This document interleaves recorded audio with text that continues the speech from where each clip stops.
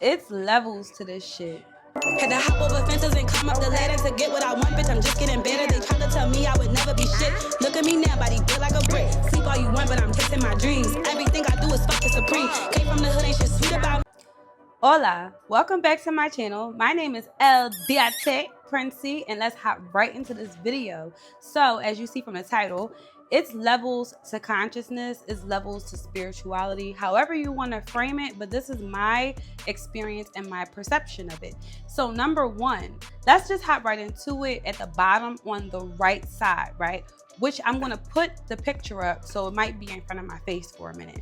So we have family and religion, right? There's two sides. The way I see the levels of consciousness is there's two sides. There's imagination, which is on the left side, and there's mentalism, which is on the right side. Your imagination is the assumption of how you are going to have your life, right? And this could all fall under however you were programmed.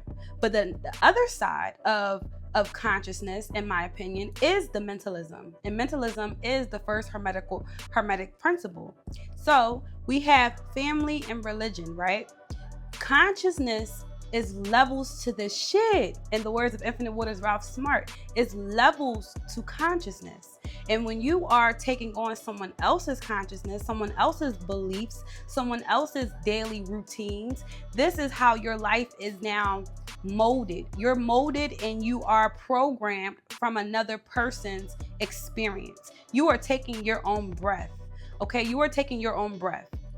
So you go up in the levels of consciousness by, we're going to stick to the right side for now. We're going to jump over to the left side because it's all a dance. All of this is not one way either. This is just how I laid it out.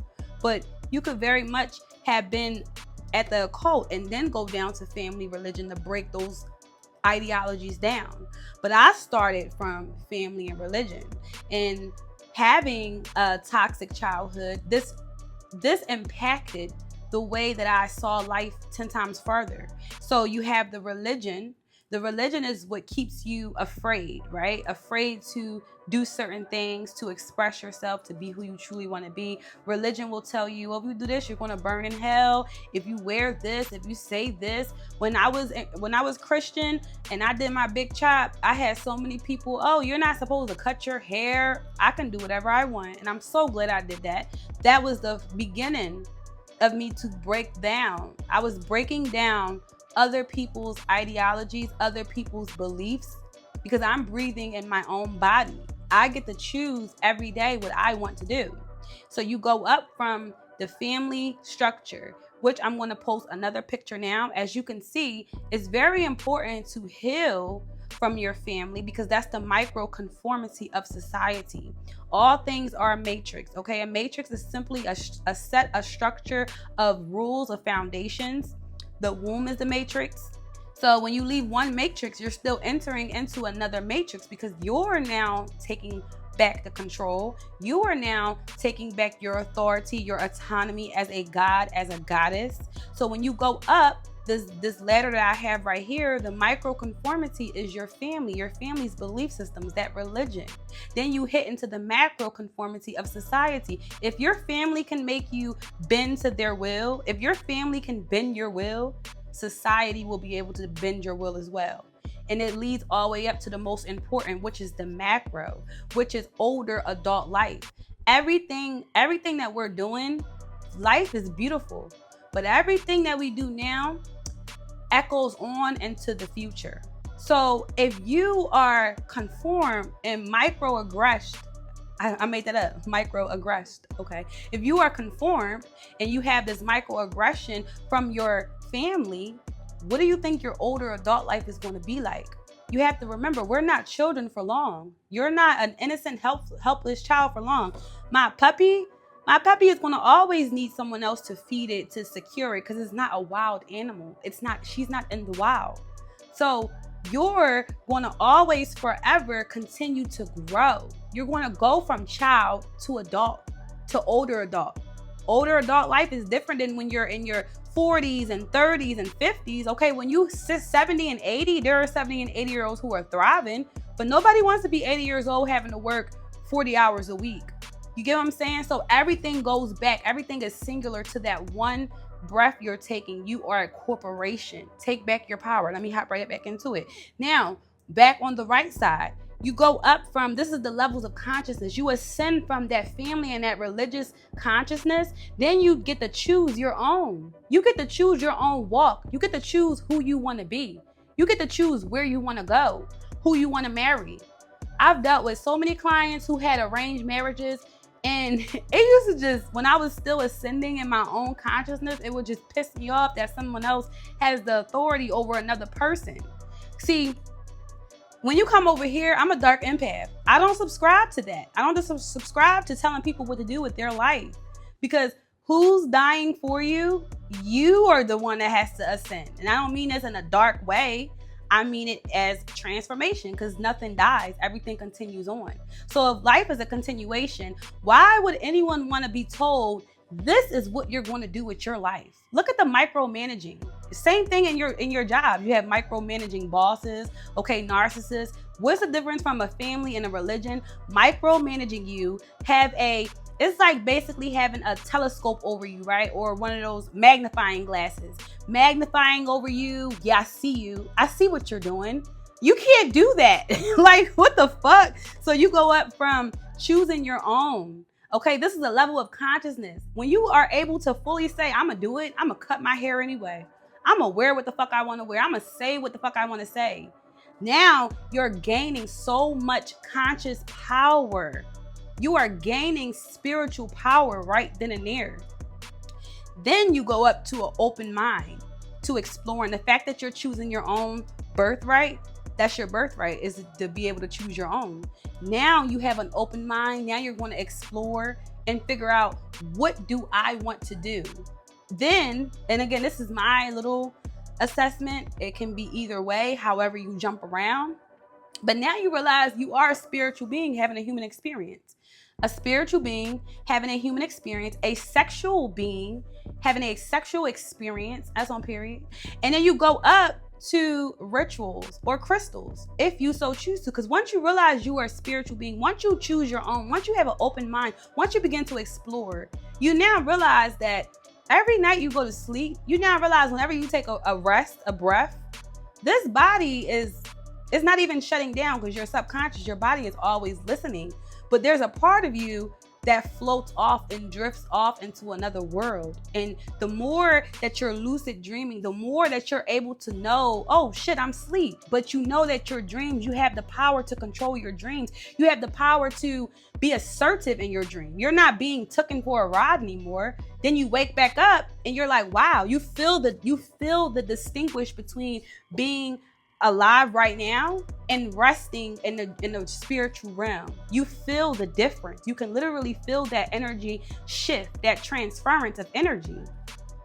And then the occult, I had that at the top is under mentalism, because the occult is what? These other teachings. That's why occult and religion, two sides of the same coin. Because religion is going to keep you, I got a microscope over you, I'm watching you. But the occult, now you tap into truths, because all is mental. But the collective, we have agreed upon what number one, the energy behind one. I master number 11, that's period, life path 11, okay? So we agreed behind what this energy represents. However, it's a cheat code, numerology, astrology, all these different things, the crystals, all these different things are merely cheat codes for you to allow yourself to be who you truly desire to be. This is why people who are so into astrology, it's because they realize that, wow, this is really resonating with me. This is parts of me that I was afraid to connect with, but here it go, telling me this is what I'm here to do. This is a part of my purpose. This is a part of that spirit. Within the word spirit is life. And spirit is a breath, an animated breath. Life is a game. The energy behind spirit is an animated game. That's the energy behind spirit. A ritual is a rite of passage. A rite of passage can be a beginning, an end of something, and a beginning of something new. That is what a ritual is. So you are a spiritual being. You are life. You are animation. You are God. You are playing a game. You get to choose your rituals, your everyday habits, which I jumped a bit far because as you can see across from rituals is daily routine. So let's go back down to imagination at the bottom, which is the ego. This is the part I've been waiting for, okay? I'm gonna let my ego really speak for y'all right now. I'm gonna let y'all really see, because the ego death, remember, death is a illusion, because death is a continuation of time. Nothing ever dies. So the ego death is not really dying. The ego is transcending and becoming a 2.0. Your ego is your confidence to speak your spiritual nature. That is how you speak your truth. When you're docile and you're afraid to say what you really want, your ego is the one that's holding it back, but you feel it burning. That's your spirit. Like, speak. Spirit is that feminine energy. That ego is that masculine energy, that willpower, that get it done. Okay? So your ego goes up to that confidence. Let me show y'all my ego real quick. Okay, this is the ego. This is how you play this game. The ego is to dance with the spirit. The ego is not to be your bad ego. No, I am a dark-skinned, melanated woman. Okay? Pussy on fleek, dark-skinned, baby, period. My baby is dark skinned, just like me. Amazing black melanated man. That's my ego. I'm living my best fucking life. Literally. I grew up fat and poor. This is why I love doing my spoken words. Okay, I grew up fat and poor, but I started lifting and benching. And that's on period. So big ego. I lost 75 pounds on my own. Who can tell me something when I've done the work? How can someone tell you? How can someone put a magnifying glass over you when you the one that did that work? That's big ego. The ego is your amigo. The ego is not to be shunned. You have to just learn. Once you master yourself, you now control the ego, and the ego and you are now friends. But when the ego is going against you, making you feel some kind of way, telling you you're not good enough, that's because the ego is programmed to that family and that religion. Because your ego is forming to keep you safe. Your ego only wants to keep you safe. So if the ego was taught that in order for you to be safe, you have to stay away from this sin, because if you commit this sin, oh my God, your eternal soul is going to burn. And even though the ego is not going to be there, because the spirit is the essence of who you are, the ego is not going to transcend. The ego is just inside of this 3D body. But the ego is like, even though I won't be there to burn in hell with you, I can't let you express yourself, because I can't allow you to burn in hell for eternity. The ego is your amigo. And that's period. That's your confidence to speak your spiritual side.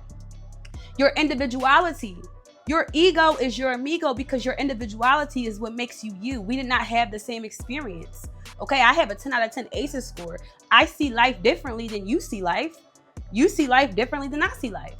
It doesn't mean we cannot co-create and come together, but it also means that I, for example, I am a master of myself. I have self-governance and self-autonomy.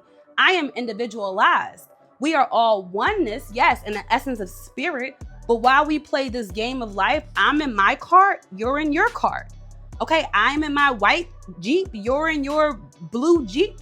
And we're driving our own ways. I'm listening to my own music. You're doing your own thing. I eat differently than you. You feel me? Everything's about being individual, but being proud of that.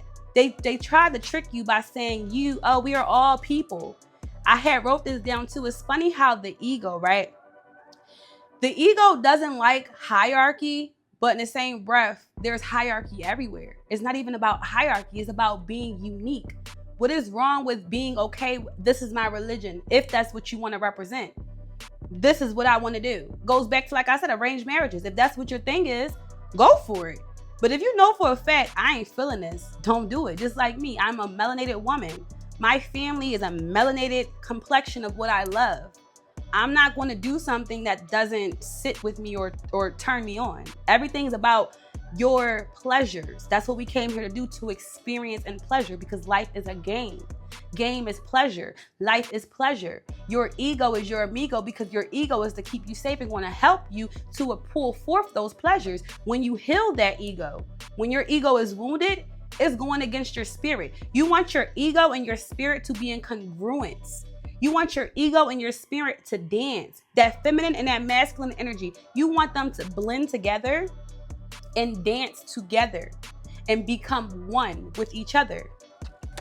And as I stated, you have a free mind now, right? Being a spiritual being, I kind of jumped around. Like I said, your ego came from that family. Your confidence came from you ascending from that family and that religion, you choosing your own way. Now you done built your confidence. You go up from choosing your own to an open mind to exploring. Now under the imagination side, you have that individuality. This is what I choose to explore. Let me be egotistical again for you real quick. I don't gotta wear weave no more. I wore weave my whole life, y'all, thinking I needed to wear weave. People have been putting weave in my hair since I was 3 years old. So I always just assumed that in order to be beautiful, you have to have a perm. You have to have a long pressed silk, even though I look good with my pressed silk too.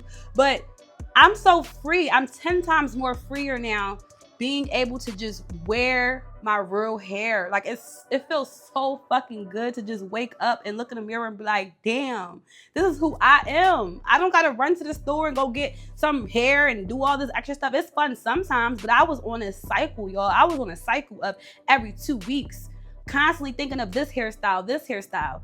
I have so much more space now for other creative expressions. Instead of me having to, because energy goes where energy flows, right? And it's the art of minimalism. Yeah, I'm jumping off, but it's the art of minimalism too. So with the art of minimalism, if every 2 weeks I have to figure out how I'm gonna get my hair done, what weave am I gonna wear? Oh shit, 2 weeks over, now my weave is matted, I need some new braids. I got to minimalize that out my life, and I'm still having fun with my hair. Every day is a new style to me. But now I have opened up space for other ideas. Instead of me having to run every 2 weeks to go, it's not about the money. I'm a luxurious being. I pay for anything I want. It's the art though of transference. Instead of me spending $200, $100 every 2 weeks on weave, I get to spend $100, $200 every 2 weeks on my business, on something that's bringing me forth pleasure. Not me giving my energy, giving, consuming. The more you become, our locks, for my melanated beings, when we get locks, it's the art of becoming no longer being a consumer, because now we're consuming our own energy. These women I meet, these men I meet, their locks is down to their ass, giving me goals. I can't wait. That's big ego, okay? I ain't gotta go run and go get no 20-inch Brazilian. My locks is a 20-inch Brazilian, okay? So let's go up now to daily routine. When you're a spiritual being and you transcend into your rituals and you're using crystals or whatever you want to use, sage, whatever. Now you have a daily routine. Your daily routine is your ritual, your rite of passage. You get to choose every day what you're going to entertain, what you're going to do, your routine, what you eat every day, working out, okay? Moving that body, meditating, okay? Grounding yourself. You get to choose from your free mind what your daily ritual will be, which is your routine, your ritual. And going up, now you have the laws. Like I told you, the laws of the universe, the Hermetica. Okay, these laws are governing the whole world. We know if a cop see you run a stop sign, here come, if they see you. See, that's the thing with human laws. We got to see you to get you, but the universe always sees you. You can't fake the laws of the universe. So we ascend from all these different levels, and these are the levels of consciousness. You go from the bottom all the way up to the top to realize that your ego is your motherfucking amigo. You know what I'm saying? You go all the way up to the top and realize that I'm a spiritual being having a human experience. Why so serious? I'm going to have fun. I'm going to play. Period. And as always, I did just have a mastermind yesterday releasing parental control. That replay is available below for $11.11. If you're interested, you can see my teaching style, you can see my coaching style. And as always, stay rich and stay dangerous, abundant. And that's on period. And I'll see you soon. Sleep all you want, but I'm chasing my dreams. Everything I do is